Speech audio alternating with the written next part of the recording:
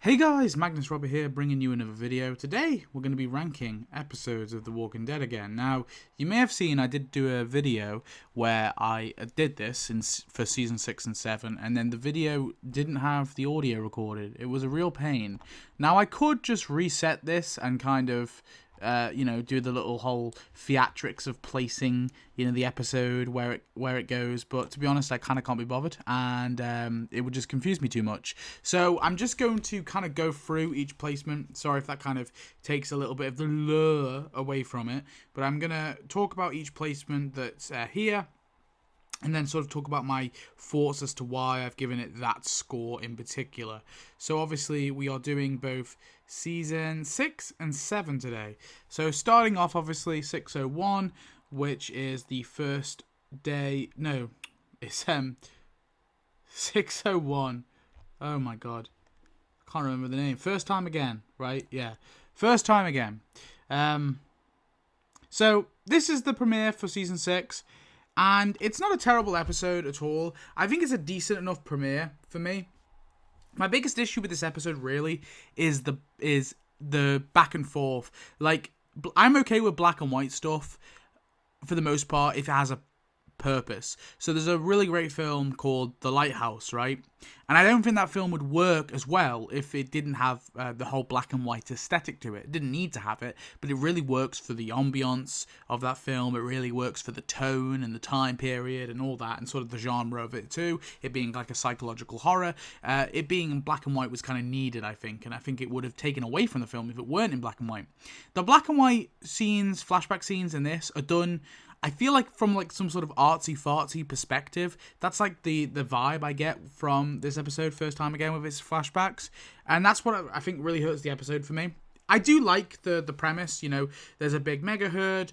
It sort of explains away how Alexandria's gotten away with, basically being untouched for so long in terms of like zombies, right? From zombie attacks, walker attacks. So people keep saying you shouldn't call them zombies, I should call them walkers. It's like, yeah. You know what I'm fucking saying.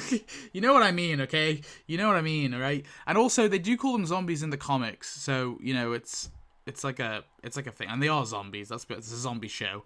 Sure, the word zombies is not spoken in the television universe, but, I mean, they're not just called walkers either, so...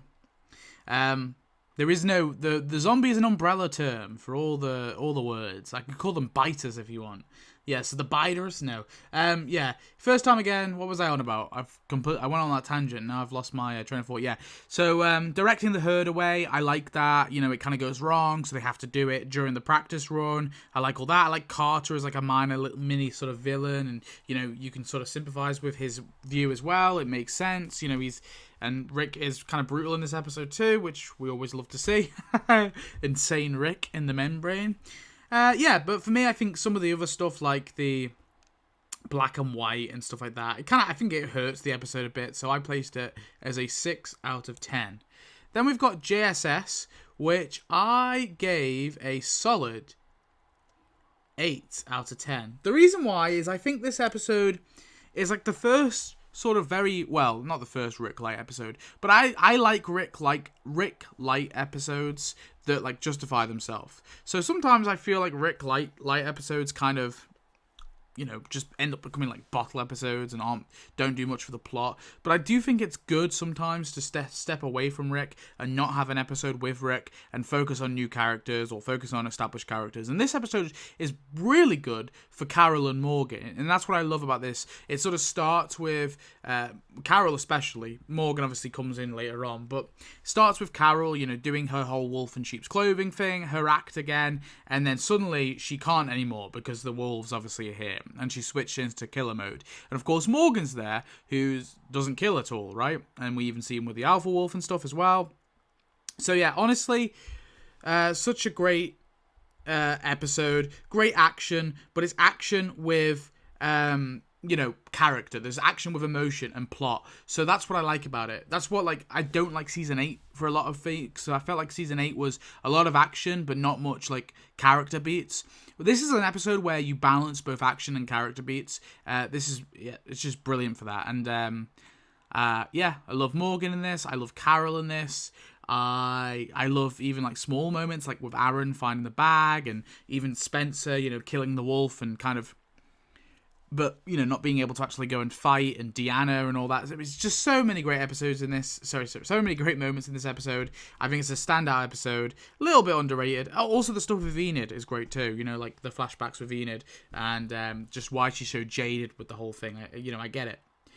Okay, next up we've got Thank You. And now Thank You, I actually gave a 7 out of 10. Where is it? Haha, there it is. So I gave Thank You a 7 out of 10 for a couple reasons.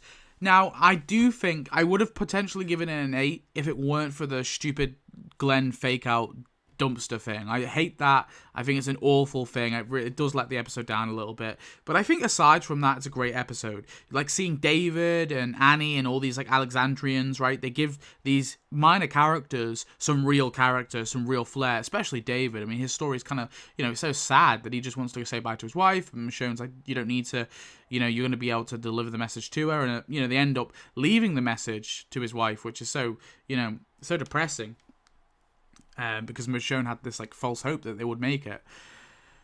So all that stuff's great. The stuff with Rick and the wolves at the end is brilliant, and the way that they end the episode with Rick completely lost, like seemingly everyone is dead, right? No one's talking on the radio. That stuff's great. What else do you got? Yeah, like just the whole fight, the stuff with Heath, I really like too. Heath kind of questioning Michonne and questioning Rick's leadership because of the stuff that he heard in the premiere, and sort of carrying on that. And I really like Heath as a character in this episode. It's a shame that he ends up fucking disappearing, but yeah, overall I think it's a really great episode, quite underrated. It's just that stupid lying to the audience. I hate it when they lie to the audience, because that's what you're doing, right? When you show something, this is why I don't like Knives Out 2 either. Not that I feel like it doesn't lie to the audience, but it's another tangent. But I just felt like Knives Out 2 was not as clever as the first one, in my opinion, but whatever. Anyway, yeah, Thank You. The problem I have with the Glenn dumpster thing is you're lying to the audience, right? You're not showing what Glenn's seeing, right? You're not showing what Glenn's feeling. You're showing what you want. You're manufacturing what you want the audience to see, and it appears like Glenn's getting his guts ripped out, right? And I don't like that. And it was done for shock value. It was done for viewers. It was done for, create social buzz. And I think that's inauthentic and not very in line with the artistic worldview. Anyway, whatever. So now we have Here's Not Here. Now, Here's Not Here, I give a 10 out of 10. And I know this episode is a real Marmite episode. And what that means is basically some people love this episode, some people hate it, right? Some people think it's a fucking filler bottle episode and it's awful. And I used to kind of be somewhere in the middle. I used to be like, it's good enough, but I don't love it. Upon my rewatch, and obviously I probably should preface this at the start of every video. Please go watch part 1 and part 2, by the way, if you haven't already. But I probably should, I'll leave them linked in the description. I probably should always preface this at the start of the video. These ratings are based on my most recent rewatch. Basically, I watch an episode a day, I let it sit for a few hours, or maybe even a day, and I give it a rating after that. So it's not trying to, like, remove any biases and totally, right? That's what I'm trying to do. Obviously, I'm going to have biases for some episodes. That's just natural. So when I did my rewatch for Here's Not Here, and really sat down, really watched it, I wasn't doing something in the background, I was just sat there at my desk watching it, it was my full attention to the episode. I honestly love this episode so much. It's an induced flashback, it's not just a random flashback episode, it's relevant to the current plot, obviously, because of the Alpha Wolf. Morgan is telling the Alpha Wolf this tale, right? We are basically seeing what Morgan is telling the Alpha Wolf, right? Owen, about Eastman and all that sort of, and how Morgan sort of changed, because ultimately he wants to do the same to Owen. And I think this episode, you could say, oh, well, we could have this episode in dialogue, we could have this in like a shorter flashback, we didn't need to have a whole episode. I completely disagree. The reason why is this worldview of Morgan's, I think, is kind of hard to understand, and I don't think we would understand why he wants to spare this savage fuck, Owen, the Alpha Wolf, if we didn't understand this story, right? Because Morgan was that savage mental fuck, right? That's what Morgan used to be. And because someone like Eastman came around, I mean, Eastman could have killed him, right? He literally knocked him out. He could have just slit his throat or whatever and be done with it. But he didn't. He tried to change him, and he did change him. So you can understand why Morgan thinks he can do the same to the alpha wolf. And I think if we don't watch this episode, we can't really understand that worldview entirely. And that's why I think this episode was needed. I like it as a flashback episode. And yeah, it kind of is a bottle episode, but I think it's a bottle episode done right. It's relevant to the current plot. And I just found this episode fucking art, okay? I think it's shot beautifully. Like, the dialogue is so good. The conversations with Morgan and Eastman are so fucking rich. You know, I could listen to them talk constantly, like, especially like Eastman, the actor, was it something Lynch? He is brilliant in this episode. I mean, I've seen him in other stuff, and he's pretty good in other stuff too, but this episode is like, he's standout. Even like small things, like the little jokes, you know, that when Morgan's like, kill me, like, well, Eastman's like, what's your name? And he's like, kill me. He's like, that's a stupid name, you don't want to change it. Like, small things like that are brilliant. Tabitha the goat is obviously the best animal on the show. Yeah, fuck you dog, fuck you Shiva. No, I'm joking. I don't actually think Tabitha's the best animal on the show, don't worry. But yeah, no, Tabitha's great. And like, Tabitha's death's sad. And then like, because, you know, it sort of starts with showing Morgan being like this savage, crazy fuck. And of course that has consequences in the end.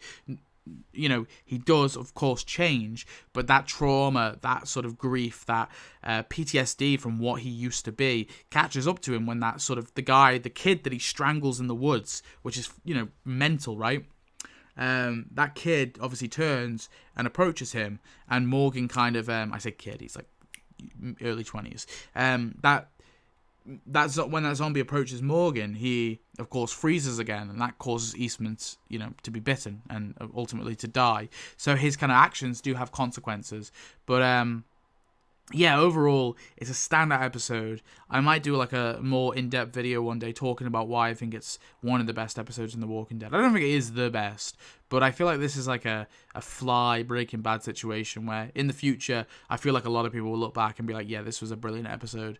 So, my opinion anyway, I really love this episode, but at the same time, I can understand why some people don't like Here's Not Here. I can understand why some people do find it boring, and I think that's valid. You know, I'm not saying that if you find this episode boring and pointless, I think that's fair. I just personally love it.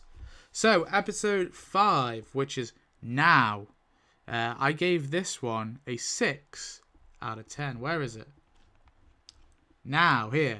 So, I think this episode is a bit slower. Obviously, we have Rick coming back to the community. We have, you know, rushing back, all crazy. We, of course, have Maggie learning about Glenn and Nicholas not coming back and the stuff with the wall. And then, of course, her and Aaron go out into the sewers and she reveals that she's preggers. You, of course, have Tara and Denise and them kind of starting to get closer as well. And then you have, like, Jesse standing up, Rick's like little speech to the Alexandrians, and Jesse standing up and giving that, finding obviously zombie Betsy. Poor David, man, and poor Betsy, the most tragic couple. Jesse finding Betsy and putting her down and kind of stepping up as well as a character and stepping up as a survivor and kind of giving that speech to Alexandria. It is a slower episode. It's a bunch of sort of plot threads that are kind of thrown together, and I do think it's a little bit slow. Although I don't hate it. I know some people say that this one kind of ruined season 6 for it. I don't think it ruins the flow. I think especially if you're watching them, you know, I've been watching them like every other day. I think it's okay there. Waiting a week though, I could probably understand why this is a bit slow, but obviously I'm not in that context, so I'm not kind of basing it off that really. But yeah, I like it well enough. It's just not anything special. So it gets a 6. I think probably a low 6 though, to be honest. It's probably closer to a, oh god, what have I done here? Haha. This should be a 5. It's probably closer to a 5 than it is a 7, sorry. Next up, we've got Always Accountable. Now, this one might be a bit controversial, but I actually gave this one a 5. The reason why is I find this episode, sort of ruins the pace, I think, of the main storyline.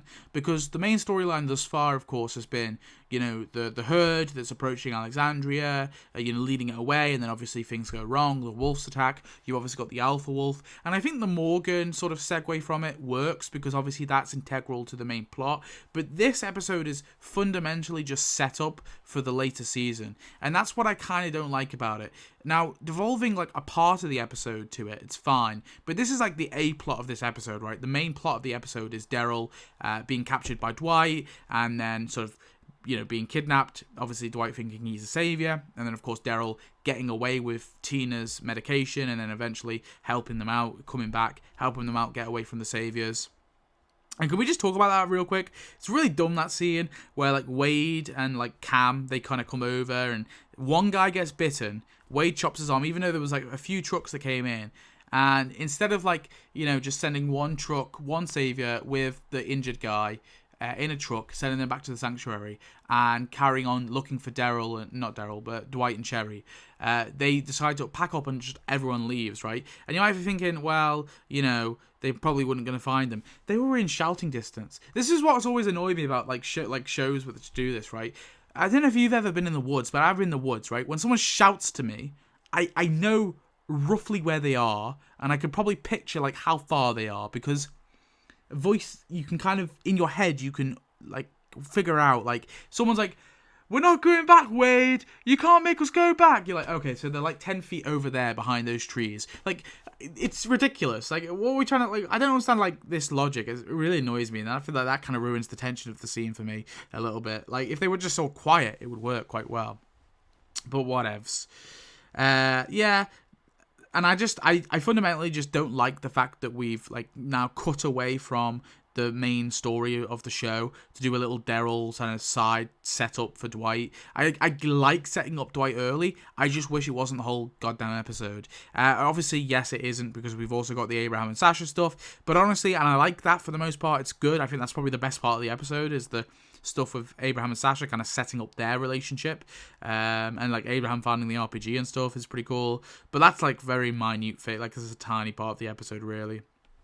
But yeah, I mean, it's not a bad episode, but it irks me too much to kind of give it more than a 5. It's a high 5, don't get me wrong, but I still don't love it. So yeah, that's what it gets.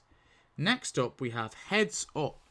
And Heads Up, this episode is where did I put it? I need to like find it. Heads Up is a 6. Yeah, I put it as a 6. I'm basing this off my notes now, not my my score rankings. So I'm gonna have to like look for them. But maybe that makes it fun. Yeah. So now, no, not now. What am I on about now? I've already lost. Heads Up. Sorry. Yeah. So Heads Up. Again, like now, feels like we are kind of trudging the plot a little bit. And I do like it overall. I still think we're moving things forward. There's some great character moments in here. Of course, we have the reveal that Glenn is alive, which obviously we probably needed to happen before shit turns, shit hits the fan at Alexandria and the zombies get in. So the reveal of Glenn, and you have the kind of Glenn and Enid stuff. And I do like their kind of bond. I think that works quite well. So for the most part, that stuff's good. Although Enid is very annoying at the start of the episode, where she like pulls a gun on Glenn and stuff.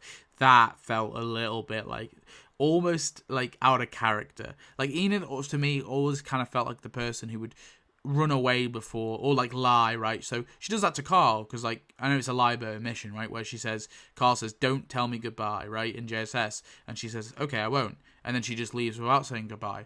So, I feel like Enid would be like the type of person to be like, okay, I'll come with you, Glenn. Nope, see ya, and like run away. That's what I would sort of get. And so her bringing the gun just felt out of character. I think it's a minute thing, but it's a small thing, but whatever. Obviously, you have the stuff with Morgan and telling Rick about the whole... Well, he doesn't tell them about the wolves, but tells them about his sort of philosophy and stuff. Glenn kind of making her way back to Alexandria. Spencer, trying to rescue Alexandria by climbing over to the tower, and then obviously falling. Which, I like. I like kind of Spencer. Spencer's like a character that a lot of people kind of give shit to, but I think upon my rewatch, I kind of get his view, right? I think he's wrong still, but I don't think he was like a complete snake, right? I kind of get it. I don't think he wanted to kill Rick. I just think he wanted to be installed as leader, right? Because he didn't think Rick would do a good job. Yeah, and of course, obviously it ends with the balloons obviously coming up. Mankey's like, "Oh my god, Glenn's alive," and then the tower falls down. Yeah, it's just we're trudging the plot around. Obviously, it's working towards that shocker cliffhanger with the tower falling down. And really, I feel like the tower probably should have fallen down at the end of now. Don't get me wrong, I still like parts of this episode. I think we would have lost some things if we got rid of that. I think it would have been better for the story overall, but like I said, I don't hate this episode for that. I just think, again, it's a bit slow. We're trudging the plot along, whatever. Start to finish. I'm starting to finish season 6 because we're getting to the mid-season finale. I'm here all night, everyone. What did I give start to finish? Oh god, it's not there. I didn't give it more than I did. A 7, yeah. Yeah, I like start to finish. Overall, it's it's a bit annoying because we're not getting to the bulk of the No Way Out stuff, right? We're sort of in the beginning stuff, but the beginning phases. But there's like some scenes I really fucking love in this episode that elevate it. Everything they do with Deanna, obviously her death, she's bitten, really sad, she's dying in the bear. Rick almost thinks that she's about to kill Judith, and then it's her last sort of speech that she gives to all the people, like she gives a little speech to Michonne, and the one she gives to Rick, I think, solidifies the theme of this sort of season, right, and especially of the next episode, which is like Rick's like, they're not my people, really, and Deanna's like, no, they're all your people now, all of them, every single one, right? You've got to treat them like your people now because you're in charge. And it's that speech that Deanna gives, which I really fucking love. I think it's really well written. Definitely an underrated scene. Of course, you have like the absolute scramble at the start of the episode, which I love. I love how they open the episode with the cookies, the cookie getting eaten by the ants, foreboding, foreshadowing for what is to come to Sam. And all the stuff we see like through Sam's perspective as well, as everyone's like rushing in and the carrying Deanna and the sort of trauma and panic he's going through, I really love too. People say that Sam's annoying, and sure, he is annoying, but I think he's the actor does a great job, and for a kid actor, yeah, for sure. And I think the character was definitely impactful for that reason. Yeah, and like Gabriel stepping up as well is pretty cool too. He's only a minor thing. He's killing the zombies with machetes at this point, and then I think he tells Rick he won't turn back no matter what happens. That's a cool scene. They have like the Eugene going through, and of course Carol confronting Morgan, what she was doing at the end of last episode, and she of course finds the wolf, and then Morgan's knocked out, Carol's knocked out, fucking Morgan body slams Carol, and then Morgan's knocked out of course, and then the wolf takes Denise hostage. Of course, Eugene, Tara, and Rosita intercept that, but obviously they can't save Denise in that moment. He sinks off into the herd. I mean, there's other stuff. There's other scenes I mentioned. The Carl and Ron fight is fine, I guess. But overall, it is an exciting episode. Would it have been cooler if they got to the No Way Out stuff quicker? For sure. But I do think, again, we kind of lose key core elements. I do think they probably could have combined the two episodes. And I think this episode kind of hurts No Way Out too, and I'll say that in a minute. Because, of course, this episode ends with the Sam going, Mom, Mom, Mom, right? Thinking, so the cliffhanger is like, okay, shit, Sam's going to alert the walkers. And then, of course, we have No Way Out, which I do give a 9 out of 10. I think it's a great episode, and I'll talk about why. I think it's one of the best episodes for sure. But I can't quite give it a 10 in good conscience. A few things. One, we'll talk about the negatives, and then we'll glaze the fuck out of it after, okay? So, one, the fact that this episode picks up without continuing the cliffhanger of Sam going, Mom, Mom, Mom. Now, you can blame the previous episode for that. You can blame the mid-season finale and say, well, it's that episode's fault. But I kind of think the blame kind of lays on both episodes. And if I had to assign the blame to just one episode, well, I'm of course going to have to assign it to No Way Out, because that episode was written after start to finish, right? So it's kind of the duty of the guy who writes this episode. I forget who wrote this episode now, but it's one of the lesser known writers, actually, I think. It's kind of the duty of the writer of this episode to continue on that cliffhanger. Now, if they were just wanted to say, like, if Jesse just kind of said, shut up, Sam, and like Sam's like, oh my god, alright, sorry, and that's all they do, and they just ignore it after that, then fine. But at least do that, right? Because don't tease it and then kind of like do nothing with it and just pretend like it never happened, because that, I do think, kind of hurts the episode a little bit for me. The other thing that annoys me about this episode is the switch from day to night so quickly. Now, of course, Rick and Jesse and all that's plan is to make their way to the quarry, right? But it turns night, and then they've not even left Alexandria. So I never thought Alexandria was that big, to the point where it would from a short like walk down the street from like one end to another, it would turn from day to night.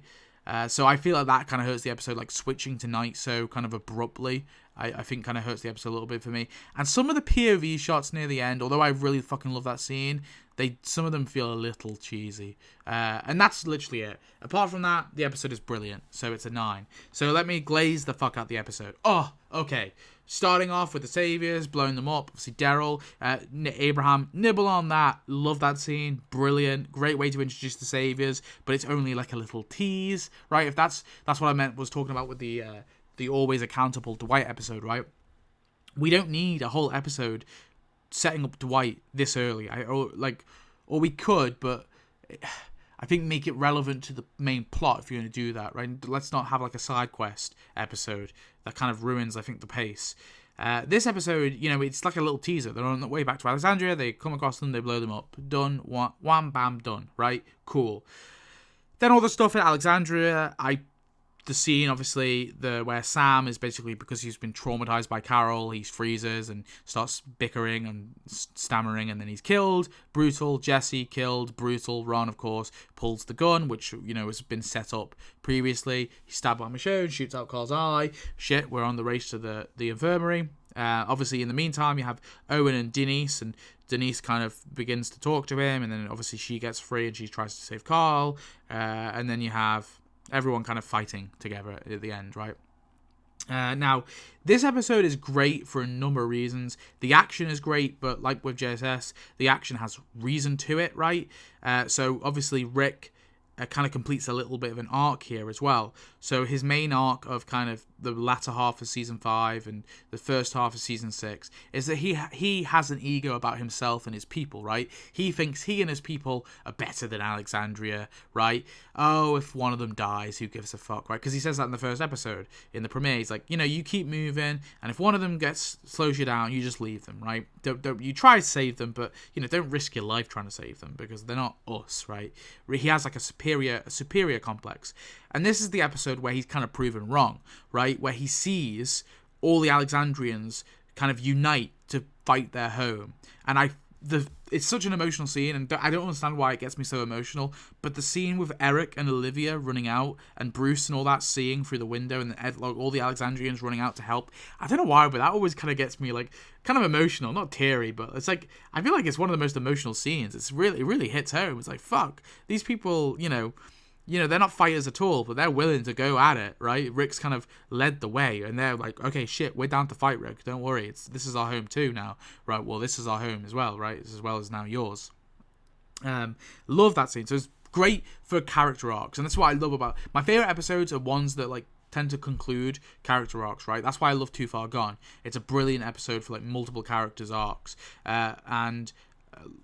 No Way Out is no exception. So Rick, obviously, his main arc is that, and we see that at the end where Carl, where he's like, I saw what they could do when we worked together. They basically accepting that these are his people. Of course, that goes back to the Deanna line in the previous episode. So that is all great, amazing. Eugene, of course, obviously, kind of completes an arc here too. No one gets to clock out today, and he goes out and he starts killing. Gabriel completes an arc here too. He goes into badass mode. God has answered our prayers. God will save Alexandria because God has given us the courage to save it ourselves. Kind of redirecting his faith in a kind of positive way, like he was, because in season 5 he was using it in a negative way to kind of not bully Rick, but to sort of cast shade on Rick and all that. And now he's kind of using it in this sort of positive way to inspire the Alexandrians too. Who else's arcs? Denise has a fucking completed arc here. Obviously, in the previous seasons, with JSS, where she was failing to save Holly, and she kind of was, hating on herself, and there was, I think it was in Now, where she was like, she felt like she was completely useless. She didn't know how to help Scott, who had an infection, right?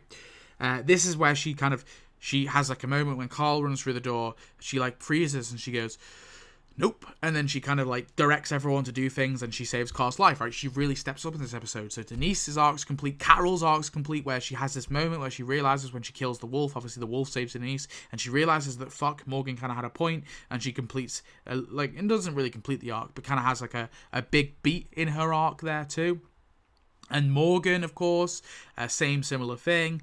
kind of realizing that his way is not always perfect. I feel like, obviously, because he finds the wolf dead, and of course the alpha wolf as well. Owen has a mini arc here too. I mean, he does ultimately kind of change, and maybe it was because he just needed a doctor. Maybe it was for selfish reasons. It's possible, right? But it's also possible. I feel like it wasn't just that, right?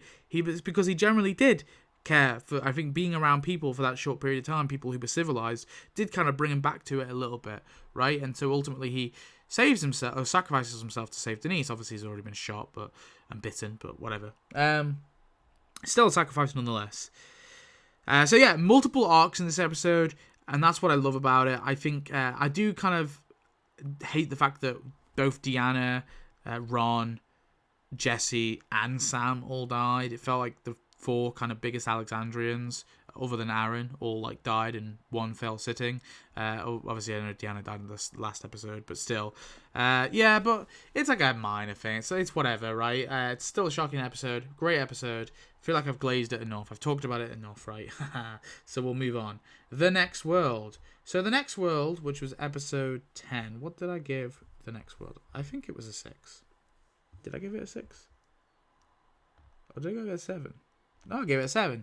Yeah, so I gave it a 7, apparently. Yeah, so I think this is a nice upbeat episode and it doesn't feel out of place, right? I think sometimes The Walking Dead does this awful thing where they have this depressing storyline, and we'll talk about that later, don't get me wrong. They'll have like this horrible, depressing storyline, and then it will switch to this tonally completely different storyline, and then switch back to the depressing storyline, and I think that ruins it. However, this one works because we have the time skip, we've sort of concluded the No Way Out arc on a kind of happy ending, so we kind of jump back into it. It's basically Jesus and Rick and Daryl fucking around, running around after Jesus, right, getting supplies, and it's almost like a sitcom episode, but I like it. I think it's funny, it's good, and obviously you have also the stuff with Michonne and Rick too, and their relationship and how that starts, and obviously it ends with Jesus making a scene at the end of Rick and Michonne's bed, which is a funny ending.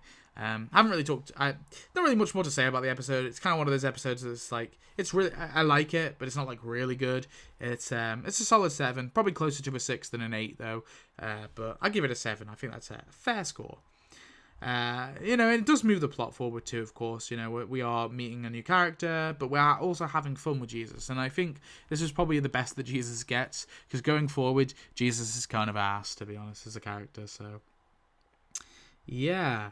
Then, of course, we've got Knots Untie. Knots Untie. Do they untie, though? Where the hell? Knots Untie. It's here. So, yeah, I like this episode.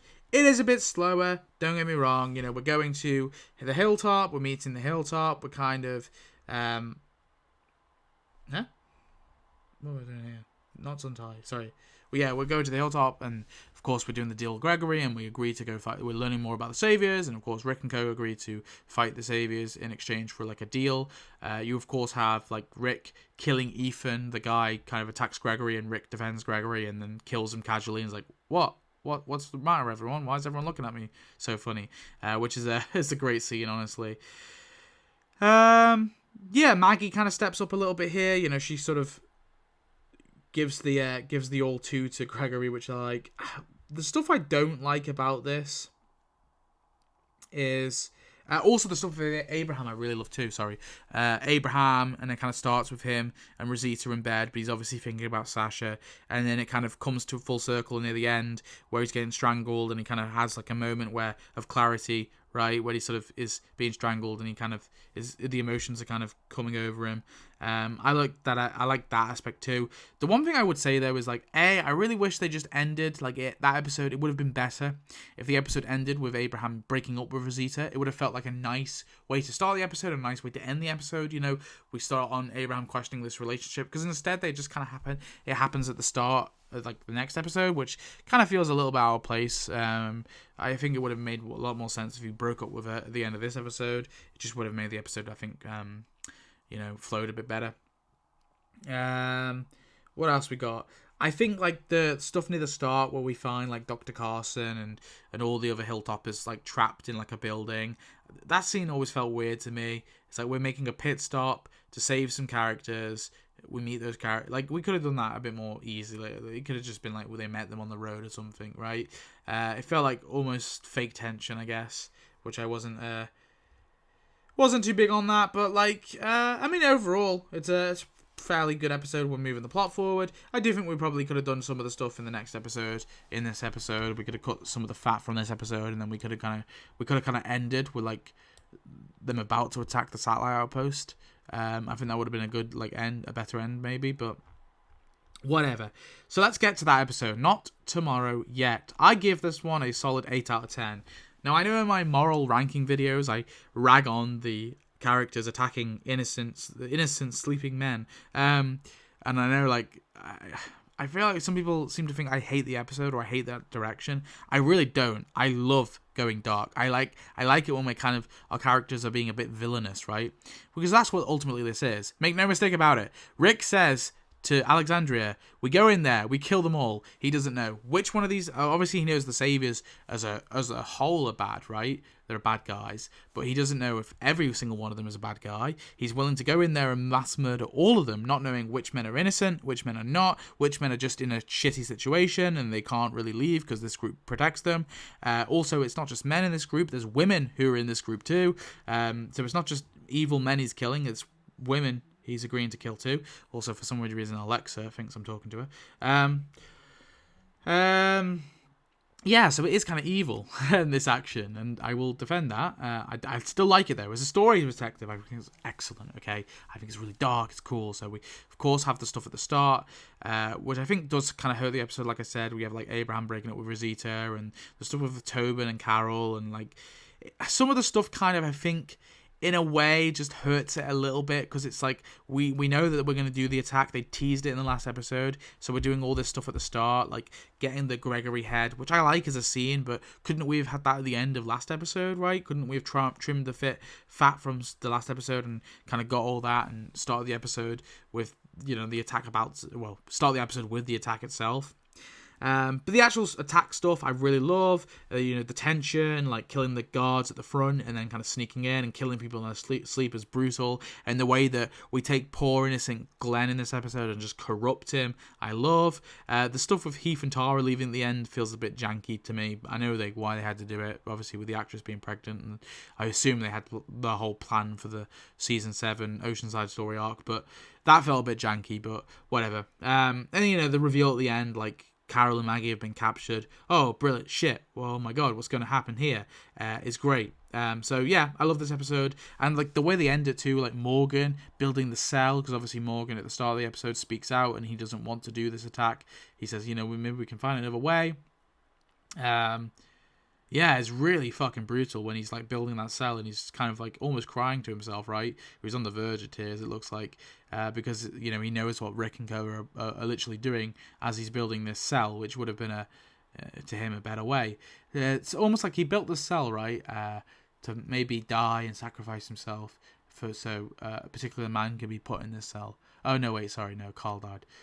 Yeah, I still don't understand why they didn't kill Morgan off instead of Carl. Morgan should have died in season 8, goddammit.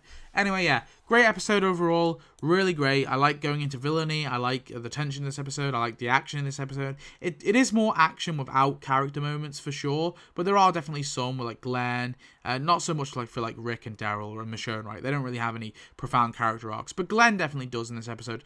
Carol does in this episode. I'd say even Aaron does. There's like a small scene where he kills that guy and he's like, if it wasn't us, it was going to be you. Or if it wasn't, yeah, whatever.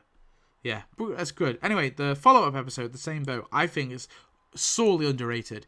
I love Not Tomorrow Yet, and I feel like it is a great episode, but The Same Boat is a brilliant fucking follow-up. So again, we have like a Rick Light episode. He's at the start, obviously, with the negotiations with Paula, and he's at the end, obviously, where he kills Primo and then, kind of saves, well, I say saves Carol and Maggie. They save themselves, but, comes to their aid. That's great. I love that, like kind of the way they start it and end it, and it is a Rick Light episode, but he's still in it, which I think is a great balance. I feel like Rick Light episodes should still have Rick in them, like that would be perfect, but obviously you have to pay Andrew Lincoln for like a 5-minute scene. It's not like cost effective, so I get it. I don't have to have Rick in every episode. But this episode, it's just a great Carol and Maggie episode. Again, it's like, whoa, Carol's doing her wolf in sheep's clothing act again, right? She's pretending like she's an innocent little woman. But no, we soon realize that this is all for real. She's actually panicking. She's actually like hyperventilating. She's actually having a panic attack. It's kind of like she's half faking it, but half being serious at the same time, which I love. It's just really good, like, new kind of way to kind of take Carol, because these murders are having a toll on her. And some people say it doesn't make sense because surely, like, the more people you kill, it will get easier. But I can understand, like, over time and like sitting with you and like thinking about it and thinking all these people you've killed, I can understand like that really gnawing at your mental health. So yeah, Carol's kind of traumatized by all the people she's murdered and all the violence and everything, and it really kind of comes to it. And pairing her with Paula is a great kind of... she's a great sort of opposite side of the coin to Carol, right? She is a mirror image of Carol in a way. You know, she also had like a... She gets abused by Donnie in this episode, but also she talks about like her boss who would like kind of manipulate her and stuff and treat her like shit, and how she killed her boss like when the apocalypse started. I like that, and pitting them against each other. And obviously Carol was afraid of killing her the whole time, and ultimately has to basically kill like this person who's not too unsimilar to her. But I think as well, like, we really sympathize with the saviors in this episode too, right? Because these saviors aren't so bad. You of course have Michelle, Molly, and Paula. Fuck Donnie, no one cares about Donnie. But the three women, I think, are really great characters, and for like one episode characters, basically, they are well written, so well written. Michelle is great, you know, her sort of tragic story with her her looking for her boyfriend, who of course was one of the people that Daryl blew up, is really sad. But also, you know, we feel sorry for her, but not sorry for her asshole boyfriend. But obviously she lost a finger because she went out looking for him too, which is like, you know, it's brutal. And obviously she also, I think as well, she had a baby, right, as a miscarriage, so that's great. And of course Molly's dying of cancer, so that's pretty sad. She's a bit annoying, but you know, she's a bit horrible. But of course Paula, I think, is a great balance, right? She's not really evil necessarily, she's fairly good, and she's doing the most she can, right? I don't feel like she's an evil character.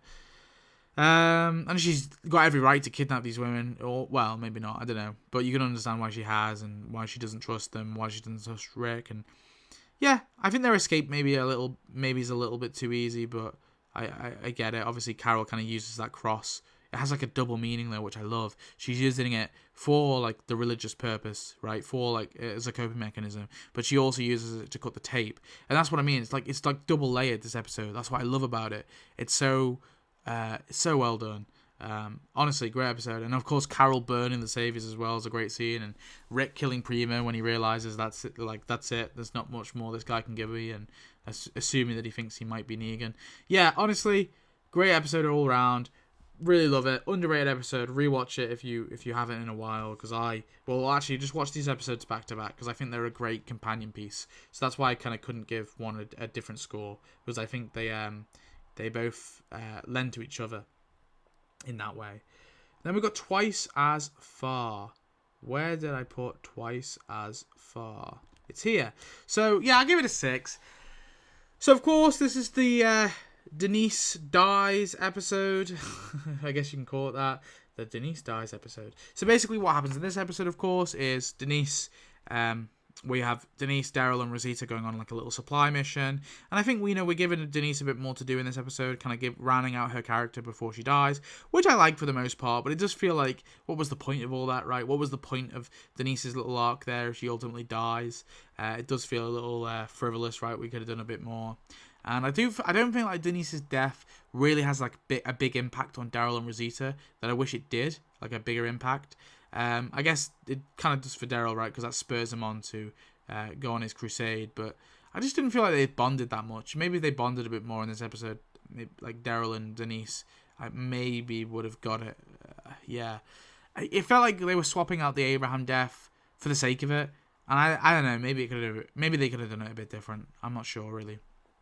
I mean, overall, I think the death works though, and I think Denise is a great character. A one-season character, but I think she has her little arc here where she just kind of wants to risk her life. She risks her life for something, silly, but she shouldn't be afraid, right? That's the whole point. She kind of is learning not to be afraid of dying, not to be afraid of risking her life, like Daryl and Rosita do all the time. And yeah, she risks her life for some stupid sodas, but that's kind of the point, right? And I like that as like a way to kind of close her character off, right? Because she starts the episode as basically a coward, right? She doesn't want to help. She's too afraid to help the patient, Holly, of course, and she doubts herself in helping Scott and like the other Alexandrian patients, and she kind of finds the confidence in saving Carl, but there's still the confidence of, you know, the outside world, the zombies and all that. So yeah, like I think that's good for rounding out her arc. And of course you also have the Abraham and Eugene stuff, which is like a comedic duo, and I kind of love. And of course Denise dies in the little action scene. There's a few things there, like the action scene I think is very clunky, like the very close-up shots when Daryl like slits the one savior's throat and then shoots the other, I don't like. And Dwight gets away, it's kind of like the classic he runs away and that's it.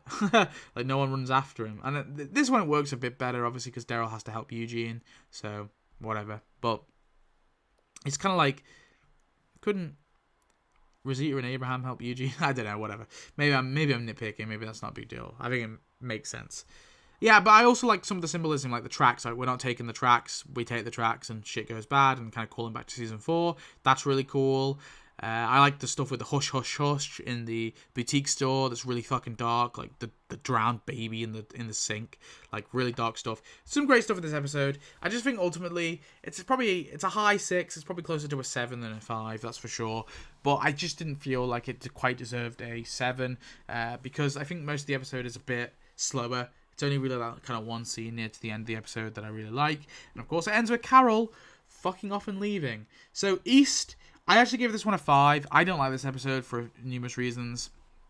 First off, Carol, it's very convenient. So, of course, Daryl comes back and buries Denise in the last episode. And then, in this episode, I don't know if a day has passed or not, or, like, some hours have passed. No, it is a day that's passed. Yeah, it's like the next day, Daryl decides to get on his bike and leave to go look for Dwight. But conveniently, he misses the fact that Carol has also left, which it's a bit... It just felt like too convenient, right? Like, Daryl doesn't find... Because if Daryl finds out that Carol's missing, he's instead going to go after for Carol, right? He's not going to go after Dwight. And I feel that always bugged me a little bit. It felt a little too easy, right? But whatever, it's a minor thing.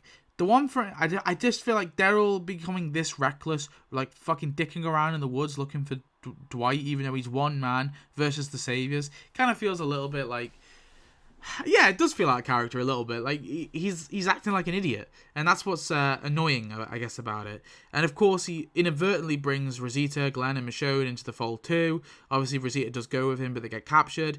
And this is like Glenn's last episode, basically. It's not a very good Glenn. It's not a good way to send off Glenn, because obviously, I know it's not the last episode, because of course he is in the finale, and he's also in season 7, episode 1. But like, as Glenn is an autonomous character who can do things, like, other than him just being on his fucking knees and, you know, to Negan's mercy. This is the last time Glenn is active as a character, and they do fuck all with him, really. He does nothing. He goes after Daryl. The last time he kind of properly sees Maggie, of course, is... I know he sees her when he dies, but you know what I mean, right? He looks at the mirror and sees the gates of Alexandria. It's just not a great, like, last Glenn episode. That's what I hate about it too. Yeah, and also they do it again with the fucking stupid cliffhanger where Daryl gets shot and they had the little audio in post where it's like, you'll be alright. So annoying. Like, I don't think anyone fell for it this time. But it's just an annoying, stupid cliffhanger. Like, oh, is Daryl dead? Obviously not. They're not going to kill Daryl like that. Yeah. So, not a huge fan of it, but whatever. Now, this is probably my hottest take of all, because I know some people absolutely, you know, they love this episode. But Last Day on Earth, I think it's all right. I think it's a fine episode. I don't think it's like an 8. I don't think it's a 7. I don't think it's a 9. I don't think it's a 10. I think it's a solid enough episode. I give it a 6. Now, the reason why I give it a 6 is because, A, I feel like it's, sure, the tension building is good. I like all the tension building, like going from small group of saviors with Simon, to like a slightly larger group of saviors, and then to the fucking mega herd of saviors, and then finding like Michonne's hair, and like the library guy gets hung in front of Rick and all that, and the burning wood, and them like diverting all away, and the fucking bromance hug with Abraham and Eugene I love, and Eugene kind of going off in the sunset, willing to risk his life, is a great way to end Eugene's character arc too. In this whole season, him stepping up, him basically risking his life for everyone else, like they did for him. I think it's a great way to sort of end his arc, like I said. And also, I just love that bromance scene. Like, you're a survivor. You always were. We just didn't know it. One of my favorite seasons in season 6, honestly. All that stuff's great, but we know what's going to happen. And maybe this is like, is hurt by like knowing the plot. But I feel like you can also see it from a mile away, right? You know something bad's going to happen to all the characters. So even if you didn't know about the comics and like what happens, you know ultimately what's going to happen. So the tension kind of is kind of almost like manufactured a little bit. I still like it, don't get me wrong. It would help the episode. It would hurt the episode if it didn't have it, but... And maybe this is just me coming from like a comic book fan. But, I read the source material first, so... take that with a grain of salt, right? My opinion with a grain of salt. Maybe it's not the same for people who didn't read the comic, or people who read the comic at a different stage. But yeah, all that stuff, like, I don't know, it wasn't like the best tension the show has done, I guess. And also, Negan's speech is way too long. Upon a rewatch, like when I first watched it, I thought, fuck, this is brilliant, this is so cool, Negan's so great, Jeffrey Dean Morgan kills the character. But on a rewatch, Negan's speech is arse. It goes on for too long, he fucking bickers like an arsehole for too long. I honestly, not a huge fan of it. It's like a fucking 10-minute speech. It's a bit too much. And of course, we have to talk about the cliffhanger. The cliffhanger is annoying, it's cheap, it's for ratings, and it ruins the creativity of this episode. And ultimately, when you do something like that, it does kind of fizzle the episode out for me. And that's why, if it wasn't for the cliffhanger and they killed Abraham off and just ended on Abraham's death, and then obviously the premiere, season 7, we see the Glenn die, it probably would have got an 8 overall. But without that, it is a 6. The cliffhanger does hurt this episode. The episode is still great, don't get me wrong, but when there's still great stuff in this episode, that's why I'm giving it a 6 and not like a 3 or a 2 or a 1. It's still a positive score, but I don't think this is like a 10 out of 10 episode by any means. The cliffhanger is partly to blame, as well as other stuff that, of course, I've mentioned. Cool, so that is, of course, season 6. Done with that, moving on to season 7. So I gave The Day Will Come When You Won't Be. I think this is a 10 out of 10 episode. I used to love it. I used to say it was like a 9 or an 8. But I think upon my rewatch, although I hate season 7 and I hate season 8, this episode is a 10 out of 10. It's one of the best episodes of the series. It's a fucking gut punch of an episode. It really boils Rick down. But Rick has a character arc in this episode too, right? It's not just horrible, disgusting murders of Rick's friends. Rick has his little character arc. We start with a flash forward, which I think was well placed, teasing what had happened, right? With Rick saying, I'm going to kill you, not today, not tomorrow. So Negan takes him on a little road trip to break him, kind of taunting him. Rick has to do some gritty things to survive. And then killing walkers, and then obviously Negan takes him back, and then during his little road trip, Rick flashes back to what happened, right? So he thinks about what happened. We of course see the death of both Glenn and Abraham, brutal death. Killing both of them was, it was a shocker. I think there was rumors that there was 2 deaths, but it still was a shocker. Abraham first was like, okay, cool character, but whatever. But Glenn's was, of course, really brutal. And I also like how they contrast each other. Abraham's death is suck my nuts. Glenn's death is Maggie, I will find you. Really, hits home for who these 2 characters were. But then, of course, the stuff after I fucking love too. Negan bringing Rick back, forcing Rick to chop Carl's arm off. But of course, Negan stops him from doing that because Rick finally breaks, because ultimately that's what Negan wanted, to break Rick. And the threat of his son possibly losing his arm and even maybe dying as a result of it, right, is what finally breaks Rick. And make no mistake, Negan would have gone through with it. People like to say, well, Negan was always bluffing with the Carl arm thing. Negan was bluffing. No, Negan wasn't bluffing. He told Rick he needs to believe him. He will only stop when he believes him.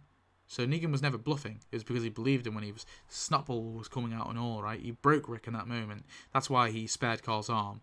He would have let him go through with it if he didn't break. If Rick turned around and said, "I'm going to kill you," and then Negan would have said, "Well, Rick, you forced my hand. You got to chop off Carl's arm," and then Negan would be like, "It was Rick who did it after all. I didn't do it," and so that's how he goes, right? That's how Negan, and that's when Negan's at his best. So I wish they kept Negan consistent, but yeah, brilliant episode, breaking Rick, fucking turn him into a fucking husk of a man, and then of course I even like the dream sequence scenes. I think they're a nice little touch, right, with Glenn and Abraham. It's a bit cheesy, but I think it's an okay amount of cheese, and just the last scene of Rick in the RV, right, and he looks back and he sees the zombie eating the brains of Glenn and Abraham is just so fucking sad.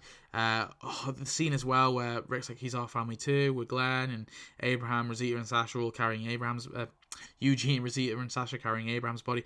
And this episode is just it's a gut punch. It's a fucking brilliant episode. It's really well done.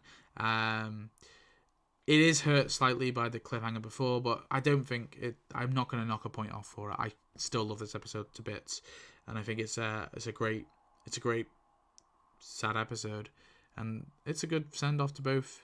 Well, maybe not a great send off to Glenn and Abraham. I think it would have helped this episode a bit more. It might even be like a top 10, like it might be the best episode if Glenn and Abraham, well Glenn especially, not so much Abraham. I think Abraham was okay, but Glenn's arc was kind of a bit more profound leading up to this point. I think I might have even said this was the best episode of the series.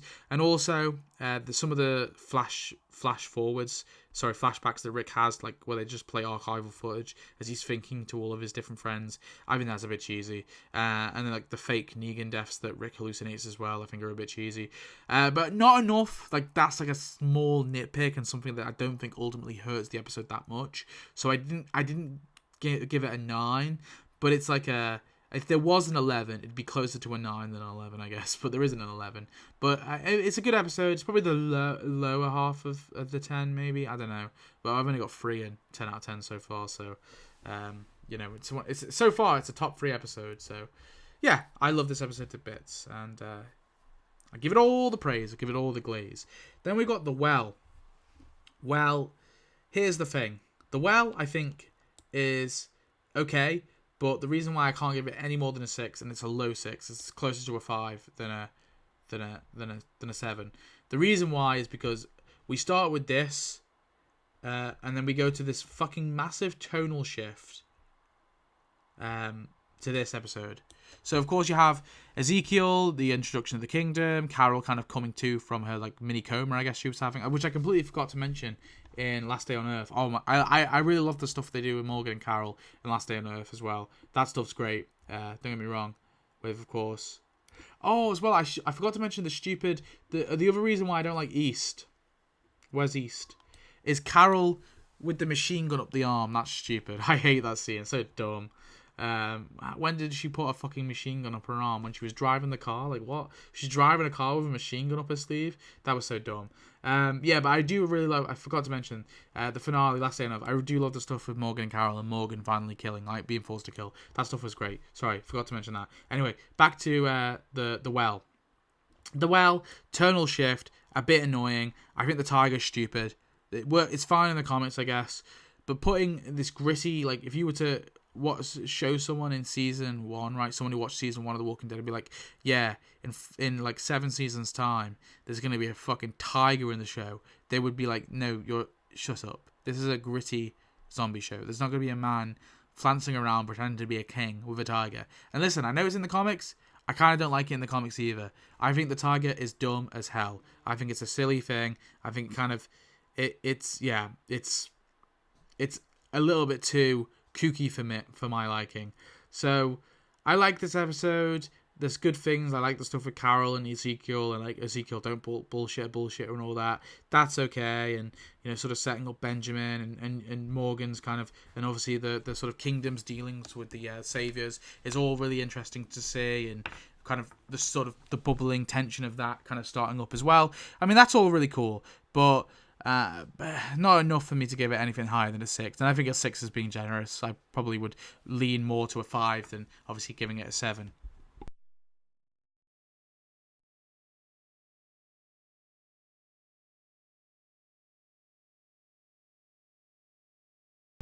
yeah, sorry. I had to just briefly go away there for a second. But it's okay. Yeah. Haha. Anyway, the cell. Okay, so the cell. Where did I put the cell? I think I might put it lower. Did I put it lower or did I put it higher? Let me find my notes. I lost my notes. It's on a new page. Oh, I'm all unorganized now. The cell. Here it is. It's 7. I kind of low-key like the cell. Now, again, I don't like the tonal shift. We go from this, where our characters are just getting raw-dogged. Then we go to the well, where there's a guy prancing around pretending to be a king, and he's got a fucking tiger.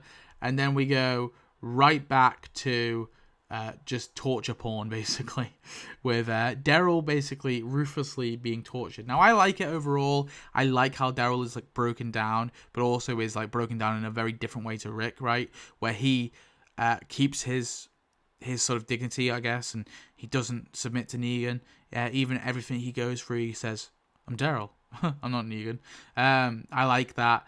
It's all great. And of course, like the way that Daryl's tortured is brutal. Like the fucking the easy street and the dog food sandwich and the picture of Glenn's head and the crying, it's all so brutal, and getting beaten up and everything, and also we also of course learn from Dwight, and we see Dwight kind of going after Gorman, that sort of savior defector, and we're seeing sort of things from Dwight's perspective too. Is the mark burning in this episode? I think the Mark face burning might be in this episode, or is it in the later one? The Eugene one is Dr. Emmett Carson, isn't it? Yeah, Eugene sees Carson. I think is Mark in this one, or is it in the next one? I don't remember, but whatever. Yeah, it's a great episode overall. Really love it. It is a bit of torture porn, but I think it does do good stuff to Daryl's character. So it's a 7, which is a pretty high score for a season 7 episode, I'll say that much. So, episode 4, I gave a 5 out of 10, which of course is called Service.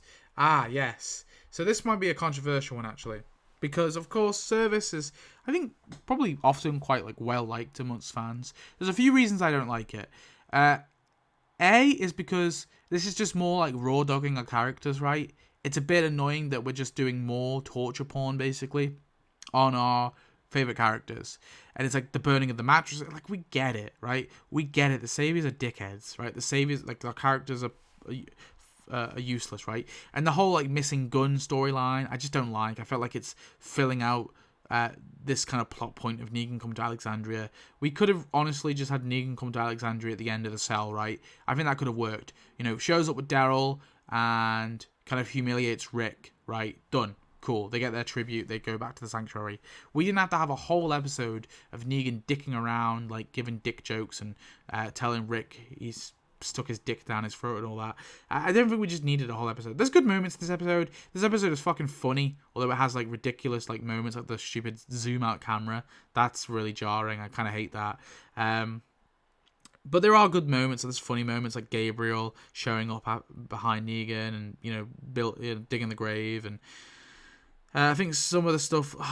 Dwight. Dwight's just a massive dickhead in this episode, where he's pouring the water out of Rosita's canteen and chucking her hat away and stuff. Yeah, I don't know. It's just it was too much in this one, and we kind of stuck around for too long. Which is Negan torturing Alexandria. So that's the whole episode. It's just that, basically. So not a favorite of mine, that's for sure. And the whole Rosita, make me a bullet. Oh, annoying. And then we have Go-Getters. I also gave this one a 5. So there's some cool stuff. I like the stuff with Enid and Carl. I think that's cute. The stuff at the hilltop with the zombies. Ooh, here's some scare tactics. It's just more let's raw dog our characters even more. Let's torture them even more. So now they have to kill some zombies at the hilltop. And I do like the moment when Maggie gets the tractor. That's pretty cool. And then Simon comes up and our characters have to hide. And it's oh my god, more bloody same old shit basically we're doing again. It's torture. Can our characters fight back now? Can we get to that point? Or are we just gonna retread the same beats? And that's what my issue is with this episode too, as well as Service. Yeah, and of course, obviously, you have Rick. Yeah, Rick heads out with Aaron, where they like dick around in the lake, which is annoying. And then you have the stuff with Carl and Enid I like. The kiss with Carl and Enid, and then kind of their relationship's really cute. That stuff's good. The stuff at the hilltop is fine. I do think Gregory and Simon are like a cool duo, but ultimately this episode just doesn't really move the plot forward that much for me. So I give it a 5 out of 10. Sing Me a Song. Again, I also give this one a 5 out of 10. I know this one's probably going to be... Oh, wait, no. There's one before Sing Me a Song. Sorry. Swear! Haha! Swear. I give Swear a 4 out of 10. Now, I probably used to give it a 1, but I think, honestly, I don't think it's that bad of an episode. I give it a 4 out of 10. The reason why I give it a 4 is ultimately, it cuts away from the Savior stuff a little bit of abruptly. I just don't think Tara deserves an episode at this point. I'm okay with bottle episodes, right? Like, still, I like, because Daryl's a main character. Beth is kind of stepping up into a main character. So kind of bringing those two together works as a bottle episode. Here's Not Here works as a bottle episode because Morgan obviously is here for the long run. But Tara has basically been a nothing burger character this entire show. They've done fuck all with her, really. They've done nothing of interest with her. She doesn't have she doesn't lead like a story beat. She's just kind of there, right? She's always a side character. And it's a shame because they never really do much with her. So they decide to give her an entire episode, but it's undeserved, and that's my biggest problem with it. It's not like we've built up to her character, and it's not like she's sharing the spotlight with another character, other than Heath, right? But Heath's like a nothing character either, right? Because they just basically do nothing with Heath either. Post like the stuff they do with him in No Way Out. Not No Way Out. And Not Tomorrow Yet. Yeah, Tara's just another character. She doesn't deserve her an episode. So I probably would have preferred this plot point if it was spliced within the other episodes, to be honest. I like some of the Oceanside characters. They're okay. I like kind of the build up and the reveal that the saviors were the ones who killed all their men and boys. Like, that's a cool reveal. And Tara's a goofy character. Tara's a fun character. I like her. I just don't think she deserves to lead an entire episode. And that's my problem with this, really. And ultimately, this plot line, the whole Oceanside, is basically pointless. We didn't need to go to the Oceanside. It's the most pointless community. It's more pointless than the Junkyard, to be honest. And, yeah, I think I said enough about it. Anyway, Sing Me a Song. Sing Me a Song, similar to Go-Getters. We're just moving the story at, like, a fucking snail's pace again. The stuff with Carl, like Chandler Riggs, I think is a great actor in like a lot of scenes. I think he's got some good range. This episode, though, he's awful. He's awful in this episode. The fucking, stay back, I just want Negan. I probably would blame the director more than I blame. It's directed by Rosemary Rodriguez, and that sounds like a type of, a strain of marijuana. So, to be honest, I think it's probably that director's fault, not the actor's fault. But yeah, not a great performance there. And I feel like the Sing Me a Song where he sings my sunshine, my little sunshine, it works in the comics because Carl's like 7, and I know Carl's meant to be like 14 in the show, but he obviously is like a 16-year-old. It just felt weird. It kind of felt almost pedophilic. I don't know if anyone else got that vibe, but I got that vibe.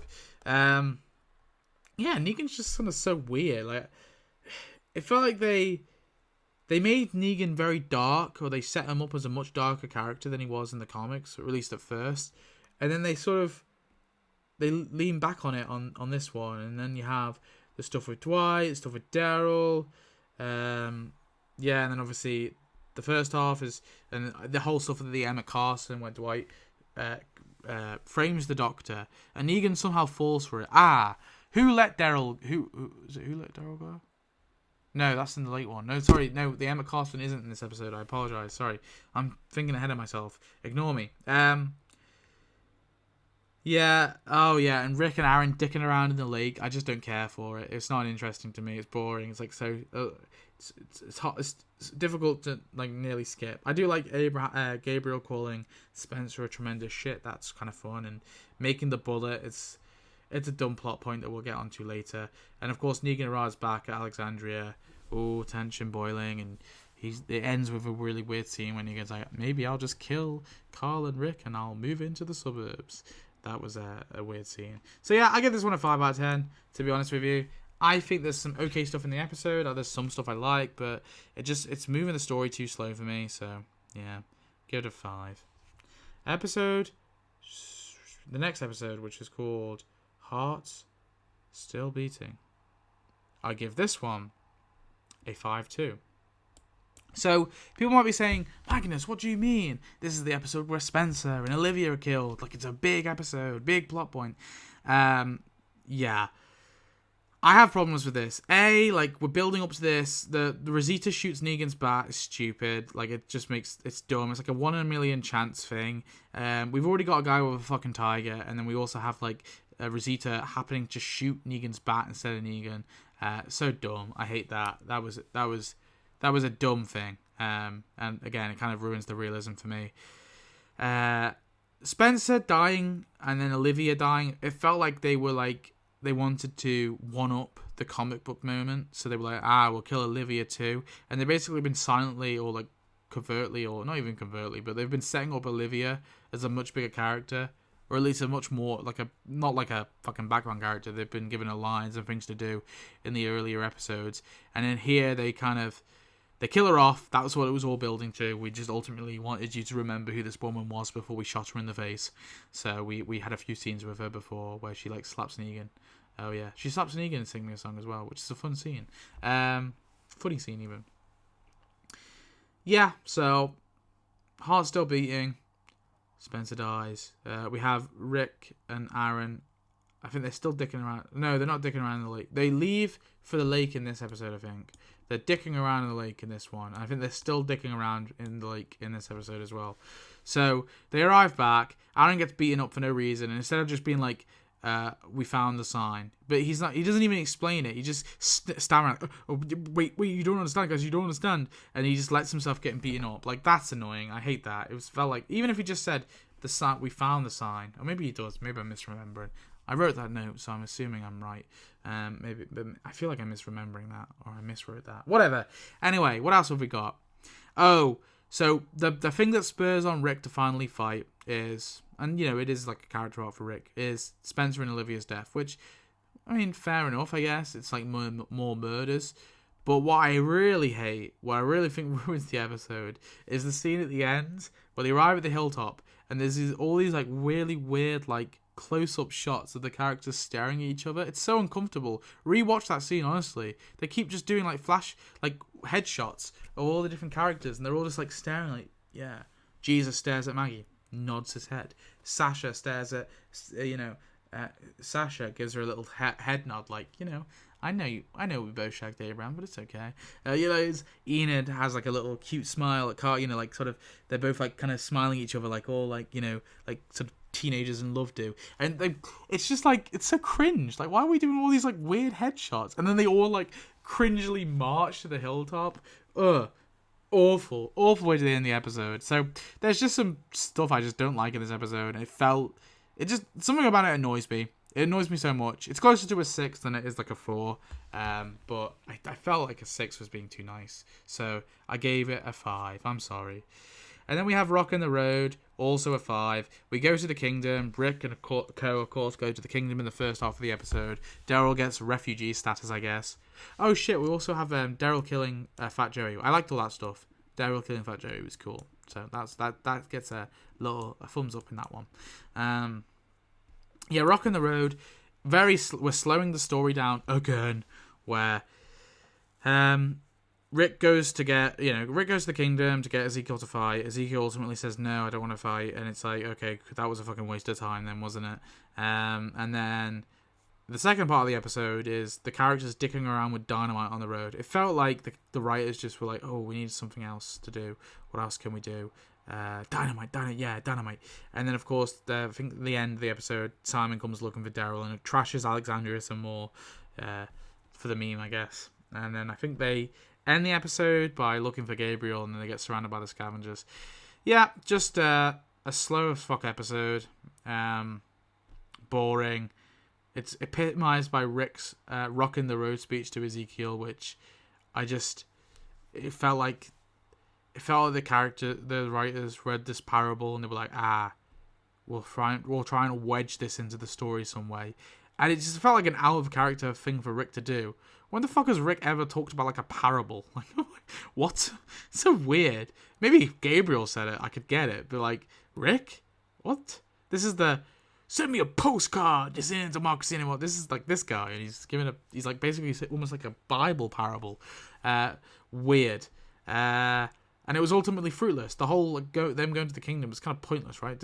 Did nothing. Did fuck all. Didn't convince Ezekiel at all. Because the thing that convinces Ezekiel is Benjamin's death, which happens later on.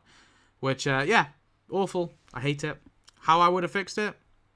Easy. Rick Rick wants the scavengers to fight. They want guns. Cool. This scene could have worked, and I think it would have, because them, like, the kingdom saying no. But I would have had Rick be a bit more hostile towards them.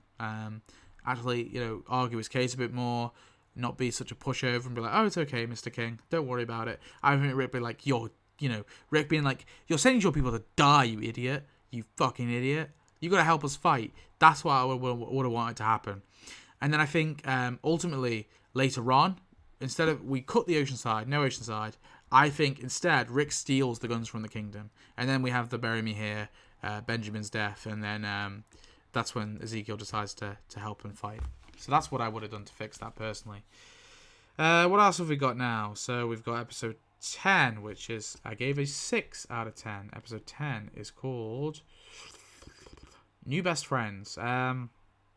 Yeah, Jadis, obviously we meet Jadis and the scavengers. I kind of like the pit fight, and I like I don't understand how all these people, there's no way that these people would live in a dump, and it does feel unrealistic, because there's no way you're convincing 200 people to live in a fucking junkyard, no matter how much CRM, canned peaches or whatever they get. There's no way you're convincing that many people to live in a literal shithole, or a literal shit pile. But whatever. I do like the aesthetic of it. I do like the whole Winslow fight. That's kind of cool, and it is just dumb action, but whatever. Part of me kind of likes that. Not enough to give it anything higher than a 6. But the whole what else was in this episode? I need to look at my notes. I don't remember off the top of my head. When we get to these later season 7 episodes, they kind of all fuse together.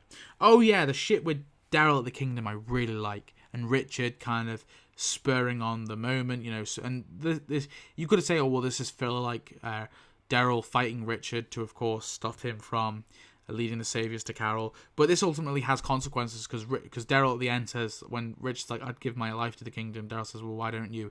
And that spurs Richard on, later on. So this, although, yeah, this kind of like does feel like a little weird plot point, it does have consequences in the end. And of course, then you also have Daryl visiting Carol and then lying to Carol and saying that everyone's all right, to ultimately try and help Carol just kind of get through her grief. So the junkyard stuff, I'm not crazy about, but there's some aspects I like. But I really love the stuff with Carol, Richard, and Ezekiel, and Morgan as well. Some of the stuff with the savior stuff and that kind of building, the tension building up there too. It kind of is like a setup episode, I guess, for Bury Me Here, and that's like the stuff that I really like about this episode. But yeah, and listen, as much as I hate the junkyard, I prefer them way more than the Oceanside, and Jadis is also kind of funny. I can't lie, she is like such a weirdo that she is sort of hilarious. So whatever. Sue me. Hostiles and Calamities, the Eugene episode. Love this episode. It is a bottle episode. We are just basically focusing on Eugene for the entire thing, with a little bit of Negan and obviously Dwight on the side, and Sherry. Sherry in mention, I guess. Eugene arrives at the sanctuary, obviously after being captured in Heart Still Beating. And he arrives and he's afraid. He's back to his coward mode, which, I didn't like at first, but on reflection, I understand why he regresses.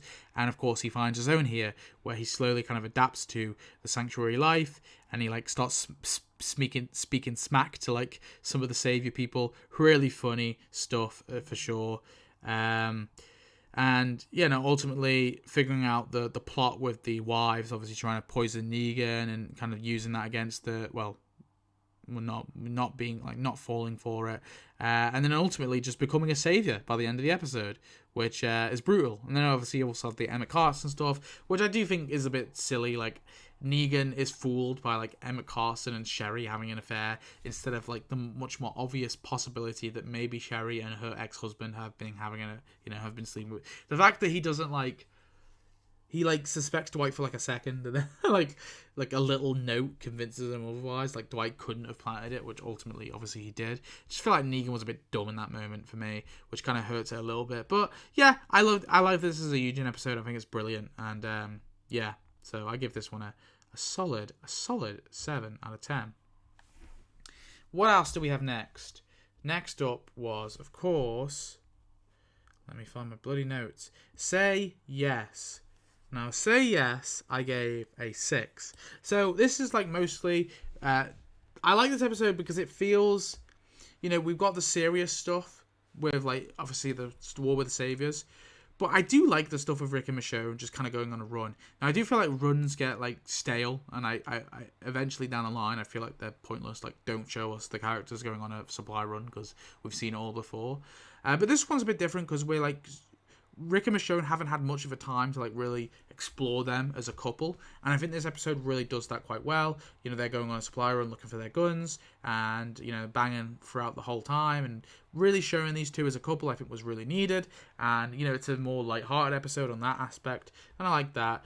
Rosita visiting Gabriel and just being annoying to him, I hate, which I don't like I don't like that part of it. The CGI deer or whatever, a superimposed deer is dumb. And then obviously Tara,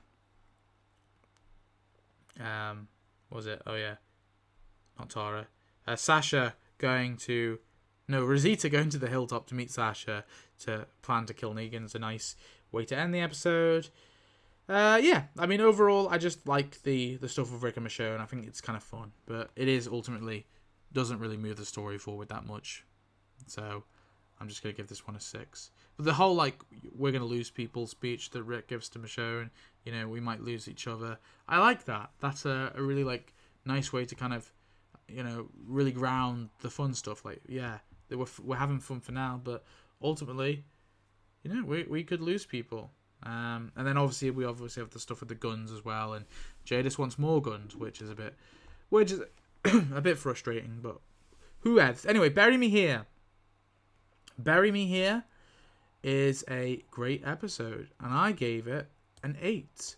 So this is like other than obviously the rest, the day will come when you won't be, and yeah, other than the day will come when you won't be. This is the best episode of season 7.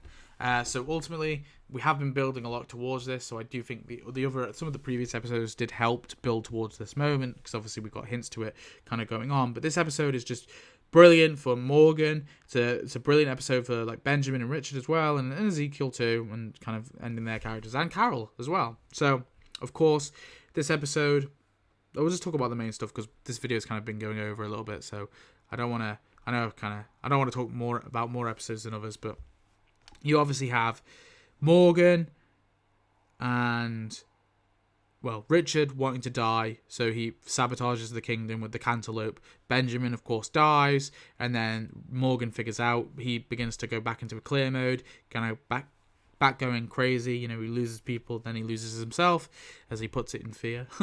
He even writes on his forehead. No, someone else writes on his forehead, but yeah, so he literally loses himself, he goes kind of crazy, and he realizes that Richard does it, and he fully breaks his no-kill rule, because he just kills Richard as a way to basically, like, prove to the saviors that they're still loyal, right? To prove to the saviors that they're still loyal to the saviors, he kills Richard. So ultimately, in an ironic twist of fate, Richard does give his life for the kingdom, just not in the way that he fought.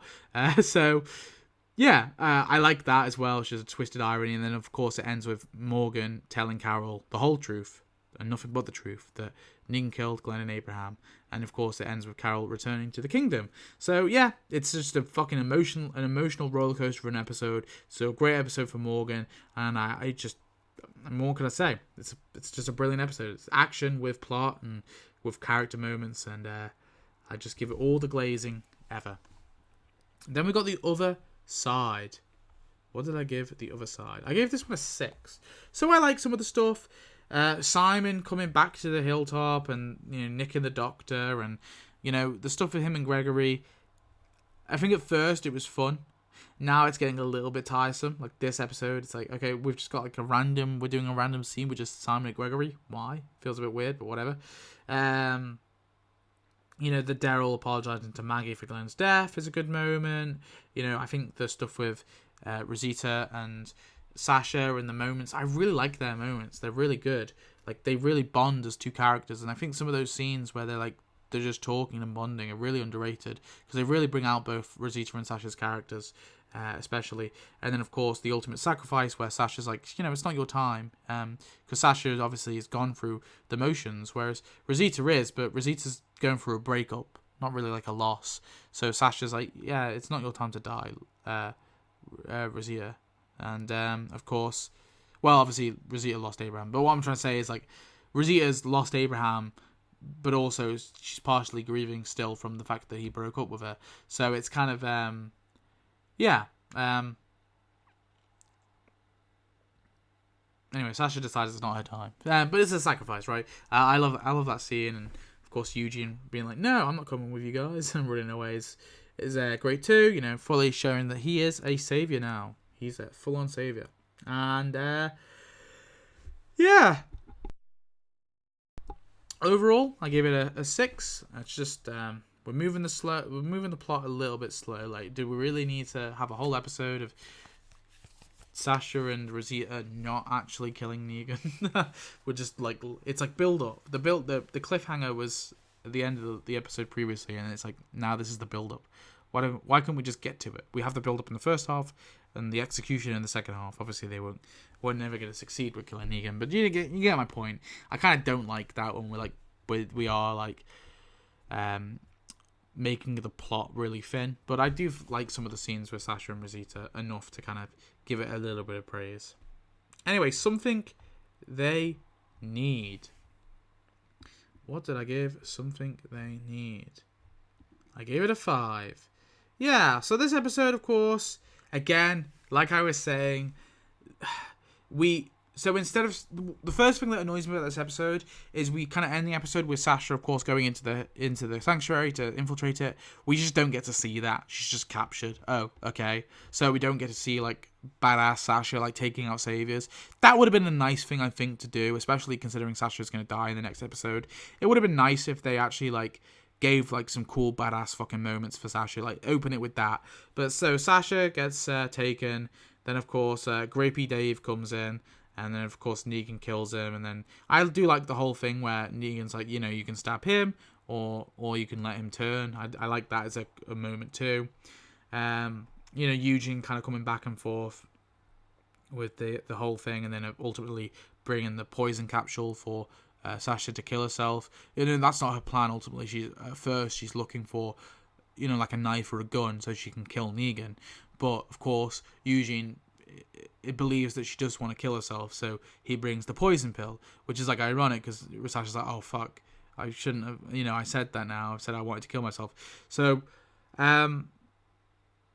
yeah, and of course as well we have Rick nicking the Oceanside, which I just don't care. It's just like, it's pointless, it means nothing, there has no consequences to it, right? There's no consequences to them stealing the guns to the Oceanside. They never give any, right?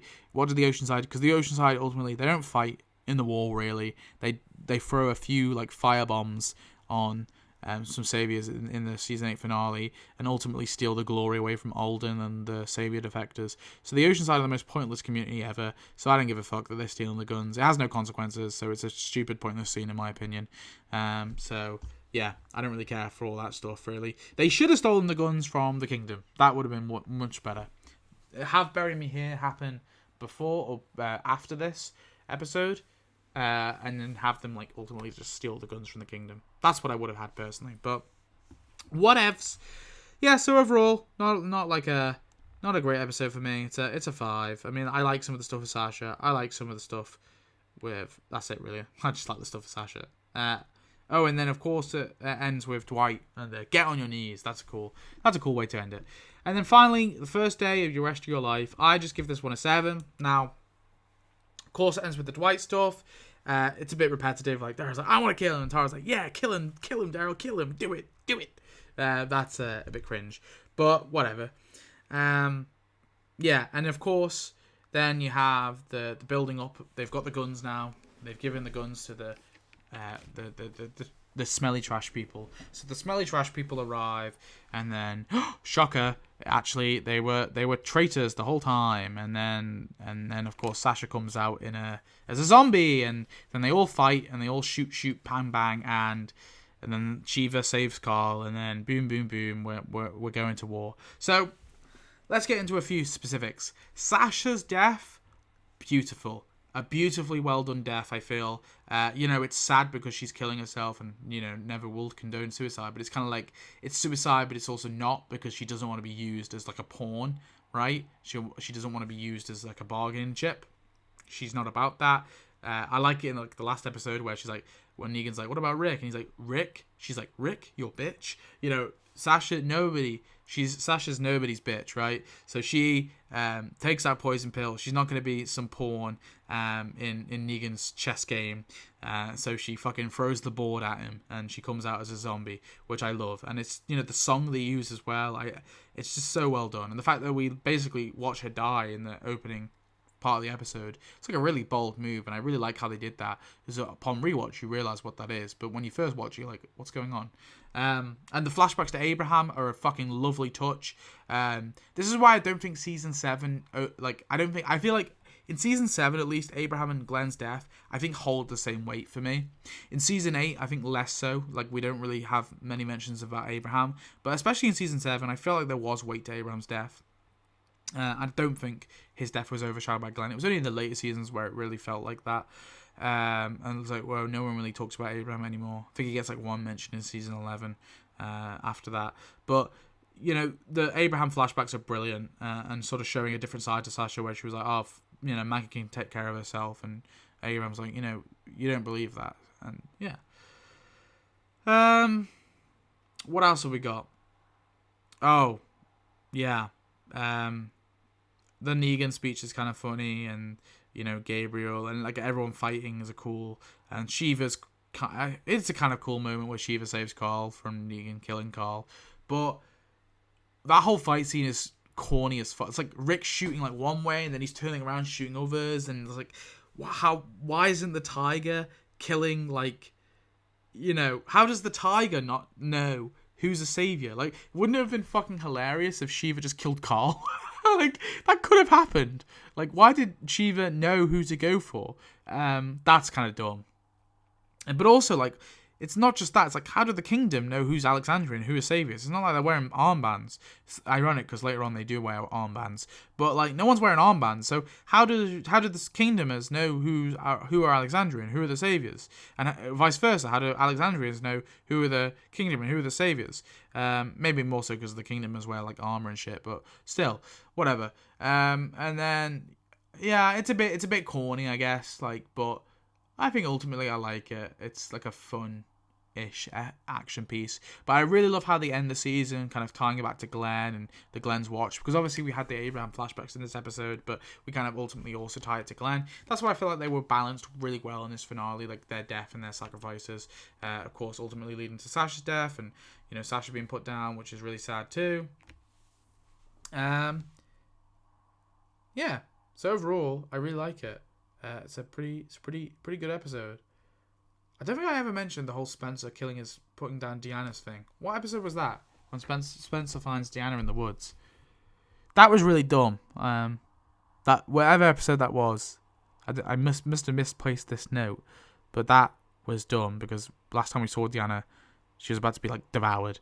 But whatever. That was like a season 6 episode. I don't know why that note was here. But yeah. There we go. That is all the episodes ranked. That's like my overall opinions on them. Yeah, so the best episode of these 2 seasons for me is both Here's Not Here and The First Day, The Day Will Come When You Won't Be. And the worst episodes of these 2 seasons are Swear and one of these episodes.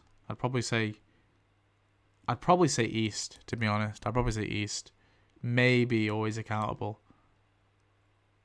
It's just East is so... Or maybe actually Rock on the Road. That one's boring as fuck. Yeah. But that's my ranking. Hopefully next time when I do season 8 and 9, I won't have a stupid mistake like not recording. I do want to say though, for next episode, I've not actually rewatched season 9 yet. I've rewatched season 8, but not 9. And the reason for that is I decided to watch a bit of Fear before I get into season 9. So I've watched the first 3 seasons of Fear. So if you'd like, in the meantime, to see me rank the first 3 seasons of Fear and those episodes, let me know, because I think that could be kind of cool. And it's like a nice little break. And then we'll eventually get back to, once I do my rewatch of season 9, we'll get to doing season 8 and 9 together. I'm probably going to do I might do season 10 and 11 as separate ones though. I'll do season 8 and 9 together, but because 10 and 11 are like big seasons, it will like lots of episodes, these videos might be too long to kind of like go in depth, because I don't want to just kind of I want to kind of go into detail about my opinions and like why, right, and not just kind of be like, I hate this scene, I like this scene, done. I want to like kind of be a bit more in depth with most of the episodes, especially like some of the ones I really hate and some of the ones I really love. Some of the ones in the middle I'm probably going to have less to say about, but that's all kind of how it always is. So yeah, it will be a while to the next one of these, unless you want to see a Fear one. So let me know if you want to see a Fear the Walking Dead episodes ranked from worst to best or ranked out of 10.